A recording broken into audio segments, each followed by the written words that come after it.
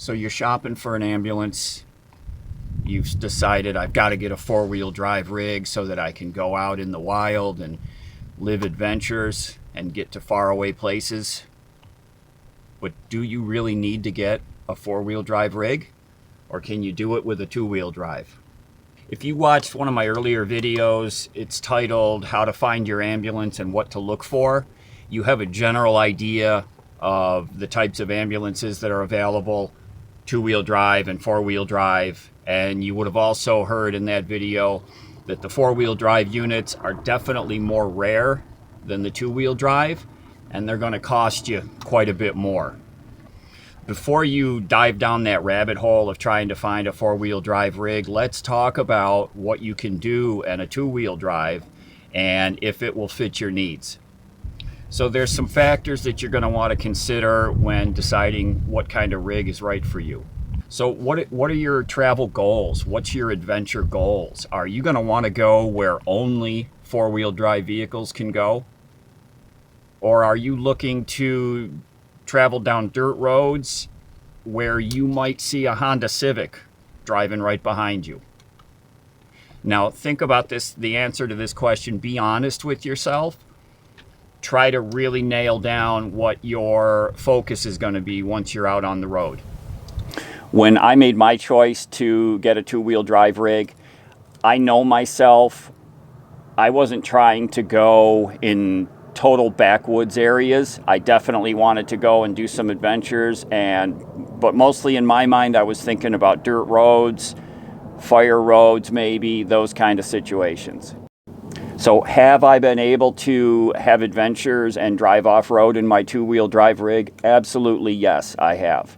So another thing to consider when you're thinking about what kind of travel you're going to do is the two-wheel drive rigs have pretty decent ground clearance. They have obviously more ground clearance than a standard passenger vehicle, and they have more ground clearance than most SUVs. So imagine, if you will, a dirt road. It's flat. Goes straight down the road. Sounds easy, right? Well, that dirt road, many times you come across ruts, and ruts are caused by repeated travel over the same road area, especially in wet conditions, and the vehicles will travel over and over, and they'll start to dig down, and especially if they're having wheel spin, they're going to start throwing dirt and mud up out of that area, and it's going to start dropping it down and causing a rut. I see that a lot out here, a lot of rutted roads. I've seen ruts that are 2 feet deep. Now the ruts aren't really the problem, it's what's between the ruts. So imagine you've got two ruts drop down, but the road in between them, the crown of the road, that's the problem. That's where you're going to dig in to your undercarriage on the truck. So that crown in the road, when you dig into that, they call that being high centered, because the high center has hit in your vehicle, and you'll dig in to that crown of the road. Now, like I said, I've driven down a lot of rutted roads, and how do I get down them? Well, if you've got a road that has enough leeway on each sides of the ruts, you can kind of pick and choose your way. Many times, if there's a really bad rutted section of the road and there's room, people will drive out and around those ruts. Now, sometimes that around path becomes rutted, and then they do it again. I've seen 3 and 4 paths around a badly rutted road, because this gets rutted, then this gets rutted, then this gets rutted, and they keep fanning out until they basically run out of room and run into trees or rocks or something like that. So you can get down rutted roads. What I've done is I stop and I look. I've gotten out and walked. I've hooked Lefty up on the leash and walked up a road to see if it's going to be passable. Just because there's ruts there doesn't mean you can't make it. It's really important, I think, to know how much ground clearance you have and to become kind of comfortable with what you can and can't do. And this comes from, I think, just repeated driving in these kind of conditions. The more you do it, the more confident you become, and you can continue to do it You get better and better at it, and you say, well, that right there is going to be a problem, so I'm going to have to do this. So it's about being comfortable and becoming knowledgeable on what kind of clearance you have under your truck. So more common than coming into a rutted condition, what I see a lot is uneven dirt roads. So you've got a road and there'll be a big bump here, and then over here there's a dip. So you've got all kinds of varying conditions. Rocks. Up in Utah, there was a lot of protruding rocks sticking through the dirt road. So we would have to sometimes maneuver around those rocks, or we would actually use the rocks, drive up on the rocks to stay out of a rut. So that's the most common situation I come across, is uneven road conditions. Not so much rutted, but uneven road conditions. Now, the uneven road conditions, the main challenge, I think, when you're driving over them is to keep the truck from rocking. I did a video, it's been a while ago now, where I talked about the pros and cons of driving an ambulance. And I talked a lot, I was rewatching that video, I talked a lot in that about the truck rocking and how to keep it from doing that. Because what I found, the more that I can keep the truck from rocking, the more comfortable the trip is, the better I feel about it, the more apt I am to go and do it again. I worked hard on buttoning down all the items in the truck, so when I was driving over uneven roads, things weren't moving around back here. Because what I realized was, driving on those uneven road conditions and the truck would get rocking, things would start flying around in my cabinets back here, and that was really frustrating for me. Very frustrating. It was loud. I would get to my location and inside my cabinets would just be a disaster. Things would be all over the place. So not so much that the road conditions were bad, but it was the result of how I was driving on them that was causing me a lot of frustration, stress, wasn't happy about it. So I got better and better at navigating those uneven road conditions. And there's ways to tackle those conditions comfortably. And the main thing you do is you keep your speed very slow. So imagine you're coming into some dips and bumps.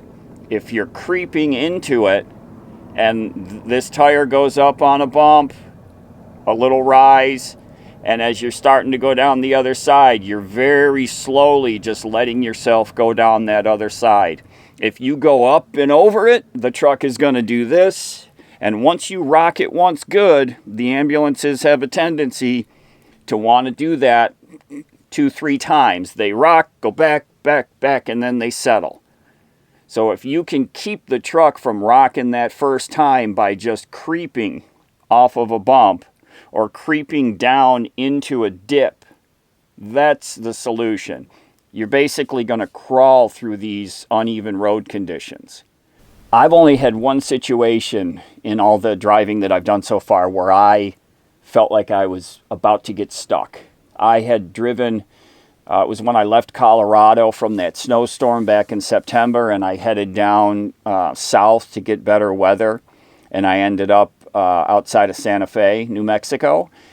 And I found a spot. I just went on, I think it was freecampsites.net. I found a spot where you could go. It looked decent, so I drove down there. It was several hour drive from Colorado, so I was ready to park by the time I got down there.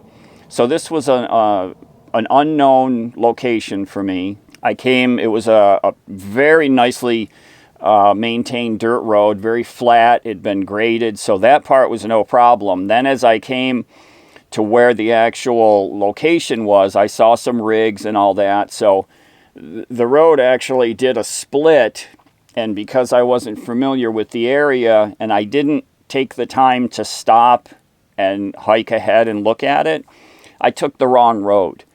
Plus, it had rained very heavy the day before. When I got there, it was bright and sunny. So I didn't know it had rained. I didn't know that that road was going to turn into muck really soon. I stopped immediately, my forward momentum, and put it into reverse immediately and started backing right back out. And I was able to back up to a spot where I could jump up out of the ruts of the road. So I kind of backed it up and hooked it to the side to get up out of the ruts. And then I backed out of there, back to that fork in the road, and then I took the correct turn. And I could have avoided it. If I had stopped, followed my own advice, and taken a little walk up the road, I would have easily seen that I shouldn't have even gone down that road, and that I should have taken the turn back, and I definitely wouldn't have got into those ruts in that mud up there. But that's the only one time that I felt, unstable driving. Now, if you're going to be driving in snowy conditions, four-wheel drive might be right for you. Not mandatory, but that's just something to think about. My goal was to not get into snow anymore. So for me, that's a non-issue, but if that's your plan, then four-wheel drive might be right for you.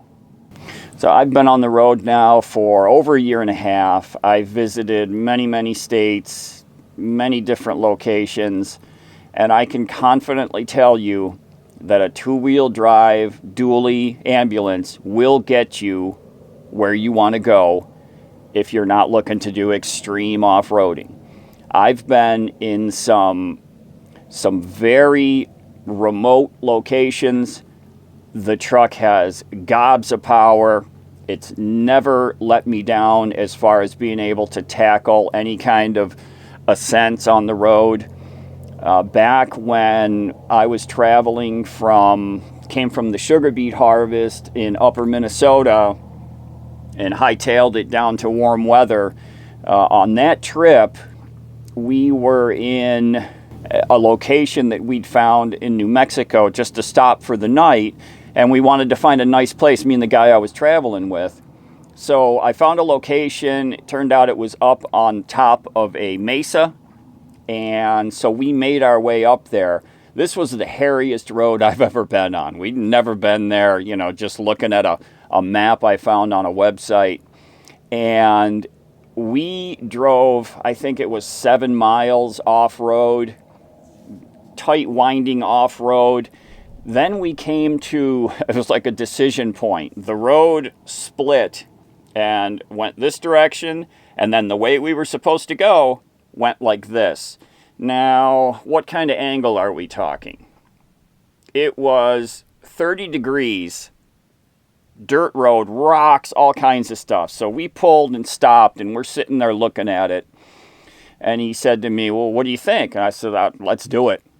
And we both barreled up that hill, no problem. The truck has never let me down as far as power, traction, anything like that. So I have been able, in my year and a half plus of traveling, I have been able to get some really remote locations without any concern over getting stuck or not making it up a hill, anything like that. So what is my recommendation to you? Personally, if I had to do it all over again and buy a rig, I would get two-wheel drive. Four-wheel drive is just not necessary for my lifestyle and what I've done out here. So I would pick a two-wheel drive again. Be honest with yourself when thinking about what your goal is in traveling, because a four-wheel drive unit, definitely harder to find and definitely more expensive typically. And you're most likely, if it's a four-wheel drive ambulance, you're most likely in a F series for Ford, a pickup truck series. There are some E series Ford van-based four-wheel drive, very rare. So you're probably going to end up in a pickup truck style. Many of those don't have the pass-through, and I covered all this in my early video about how to find your ambulance and what to look for.